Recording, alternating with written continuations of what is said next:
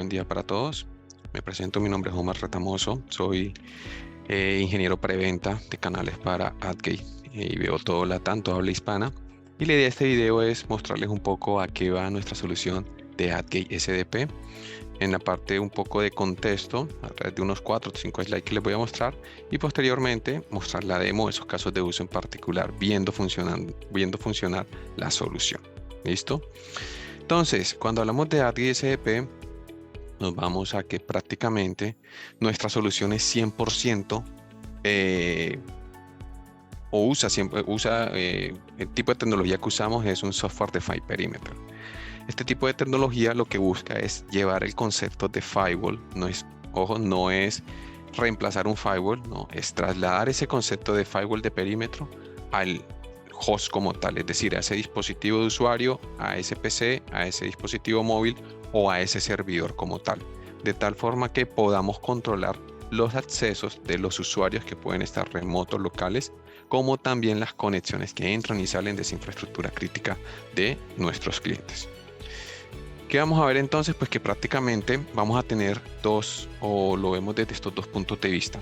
Y la idea es tener ese contexto. ¿Cuál es el contexto? Es ver cómo se maneja el control de acceso de forma tradicional y ver luego cómo nosotros le damos ese nuevo vuelco a trabajar el mismo control de acceso, pero bajo una solución tipo SDP o un Software Defined Perimeter, como lo vimos anteriormente. ¿Qué pasa en el control de acceso de forma tradicional, o lo que normalmente se ha venido trabajando, es que cualquier acceso pues tiene que dar respuesta a 3 situaciones particulares: el acceso remoto, el acceso local y la conexión a las infraestructuras. ¿Qué debemos hacer entonces? Pues tener tecnologías que nos apoyen o que nos permitan controlar el acceso ante estos 3 escenarios en particulares. ¿Qué vemos entonces? Pues que vamos a tener o se tienen tecnologías para dar respuesta a cada una de estas. Tradicionalmente, cuando se habla de acceso remoto, pues se hace uso de VPNs, que realmente son concentradores a nivel de conexiones remotas, o son funcionalidades que pueden tener o tienen ese firewall de perímetro que permiten en este caso tener un acceso seguro a esos usuarios que están por fuera de la oficina. Sin embargo, las VPNs como tal pues tienen ciertos retos particulares, pues por la forma como están construidas, porque son tecnologías de hace más de 15 años y que ponen en riesgo muchas veces el acceso seguro de nuestros usuarios. ¿Cuáles son esos riesgos? Pues prácticamente es que dependen de credenciales. Si las credenciales se ven comprometidas de los usuarios y el atacante las tiene, pues prácticamente el atacante va a estar adentro y pues puede tener acceso a todos los recursos que en este caso pues la política le permita. ¿Qué es lo otro? Las VPNs tradicionales conectan primero y autentican después. ¿Qué hacen o qué es lo que ponen en riesgo cuando hablamos de un conecta primero y autentica después? Que como no hay forma o tienen carencia de validar si realmente el usuario es quien dice ser, lo que hace es que primero valide una credencial, la credencial es correcta y ya le asignó la IP y el usuario está dentro de el recurso o la infraestructura que quiera acceder.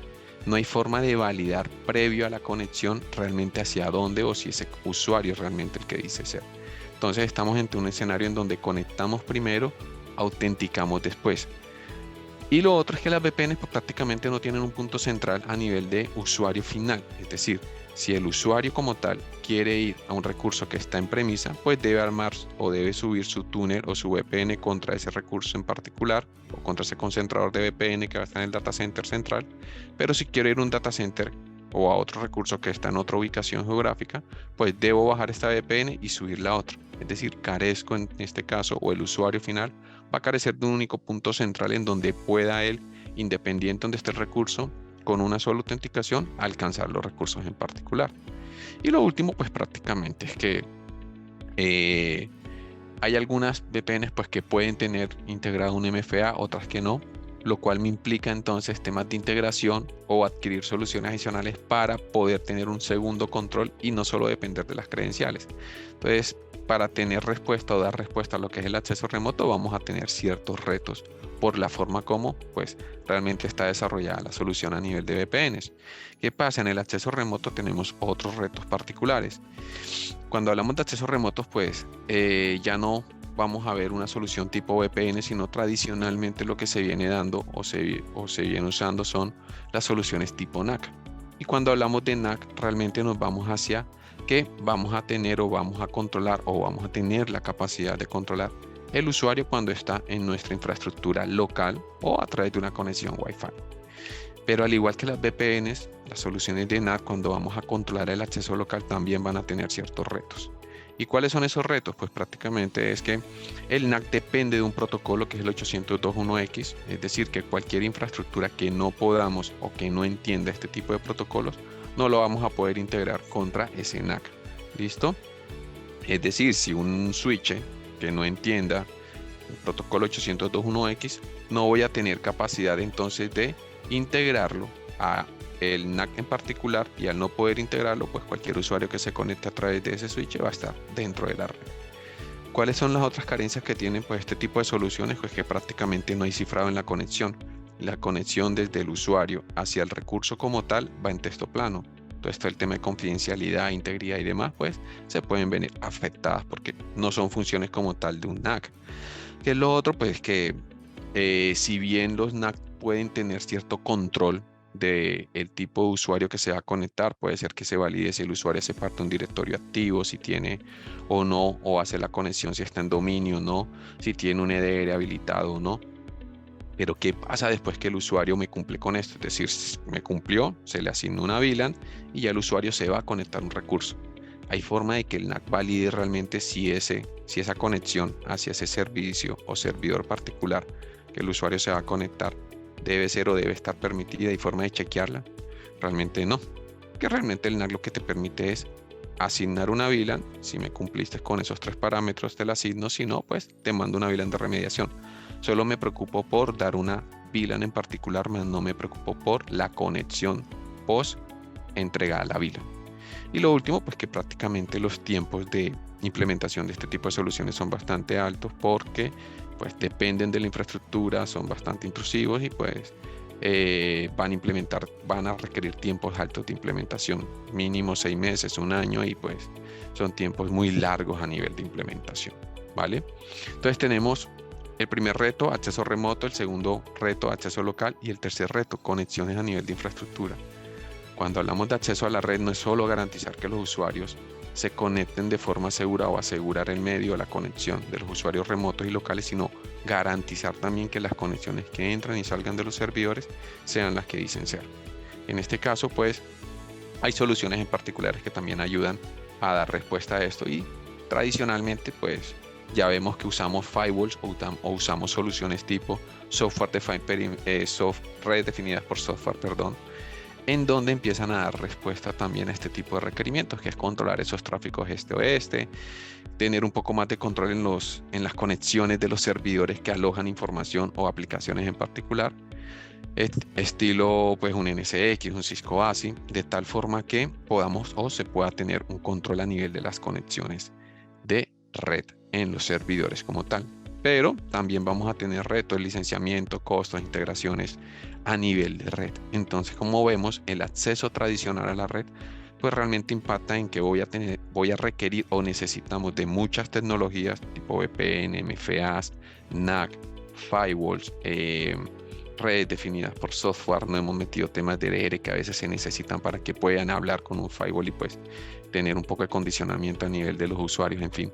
Entonces hay muchas o necesitamos muchas tecnologías para tener un control a la red, pero si nos damos cuenta vamos a tener ciertos riesgos o ciertos gaps que no van a estar cubiertos. ¿Cuál es la idea entonces? La idea es empezar a manejar el acceso seguro a la red con una solución tipo SDP como la nuestra, pero 100% bajo un concepto o bajo el framework de Zero Trust Network Access. ¿Esto qué implica? Aquí ya no nos vamos a centrar en si la conexión es remota, local o si es a nivel de servidores, sino es centrarnos directamente en el usuario. Es decir, vamos a saber o nos vamos a interesar por quién, qué, cuándo, dónde, cómo se conecta el dispositivo o cómo se conecta el usuario o qué conexión está entrando, desde dónde está entrando, de tal forma que podamos entonces tener una primera autenticación, una autorización basada en un contexto, en lo que está pasando realmente en este usuario, y en ese caso, ahí sí después decidir, listo, me voy a permitir una conexión bajo 3 principios: mínimo acceso, condicionamiento y microsegmentación. Aquí cambiamos un poco el concepto, pues Tradicionalmente, o cuando hablamos de temas de VPN o temas de NAC, lo primero que hacemos es conectar y luego autenticar o autorizar. Aquí cuando hablamos de soluciones tipo SDP, Software Defined Perimeter, basado en conceptos de Zero Trust Network Access, lo que buscamos es primero cerciorarnos realmente que el usuario o la conexión sea la que dice ser, y luego sí dar o habilitar esa conexión hacia el recurso en particular. ¿Listo? Entonces, ¿qué hacemos nosotros con AdGate y SDP? Bajo el mismo esquema que veníamos trabajando tradicionalmente, pues no vamos a cambiar ni a las personas, ni a los dispositivos, ni a la red, pero vamos a agregar dos componentes adicionales, contexto y control.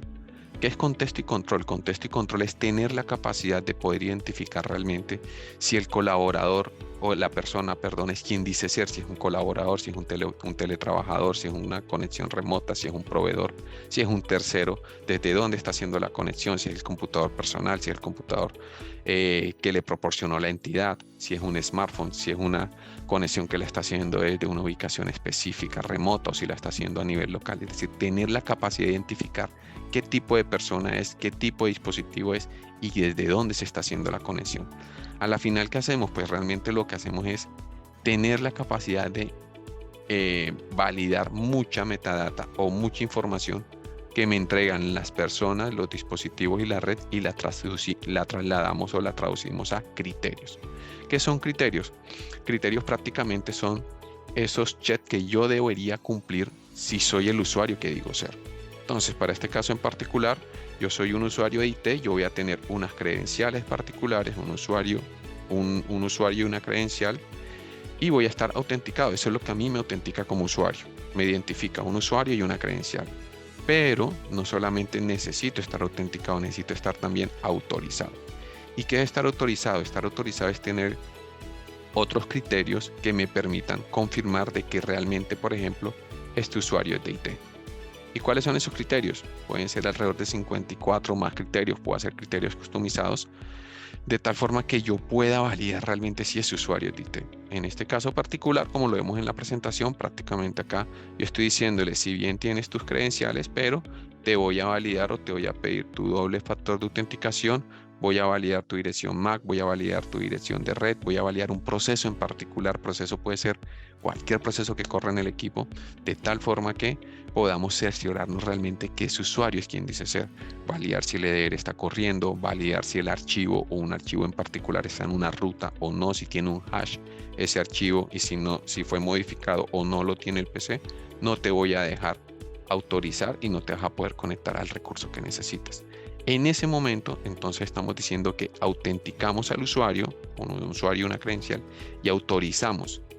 Autorizar es que me cumplan o que cumplan con los criterios, en este caso, que definan la regla de negocio en particular. Es tan customizable como queramos. Entonces, autenticamos y autorizamos primero. Luego que el usuario ya está autenticado y autorizado, ahí sí pasamos a la segunda parte y es, listo, ya estás autenticado, estás autorizado y sí te voy a permitir conectar, pero no te voy a permitir conectar a todo, solamente a los recursos que tú tengas derecho. Ahora, la solución prácticamente, como lo decíamos anteriormente, está basado bajo el concepto de Zero Trust o cero confianza. El hecho que estemos autenticados y autorizados, pues no me va a dar confianza de que tú seas quien dice ser.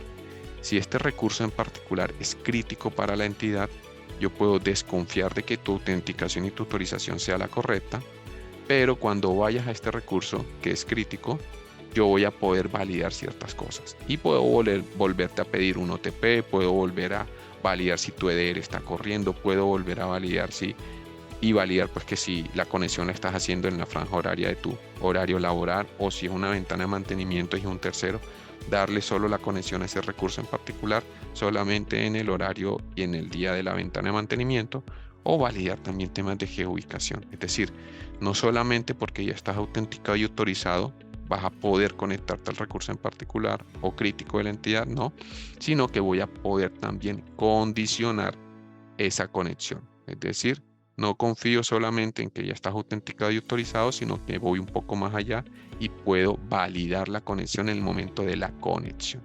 Y ahí es cuando decimos que entonces condicionamos y conectamos después. Autenticamos, autorizamos, partiendo de criterios, y luego conectamos. La conexión puede ser que no esté condicionada, es decir, infraestructura que no sea crítica para la entidad y no voy a poner mayor condicionamiento y voy a permitir una conexión sencilla, o puedo condicionar la conexión en dado caso, en este caso, me implica algún riesgo para la entidad en particular. Entonces miren que al centrarnos en usuarios, realmente no estamos viendo o limitando la solución a que si la conexión es remoto local, esto aplica para cualquier tipo de conexión que puede ser de forma remota o de forma local. ¿Por qué? Porque nos centramos en el usuario. ¿Listo?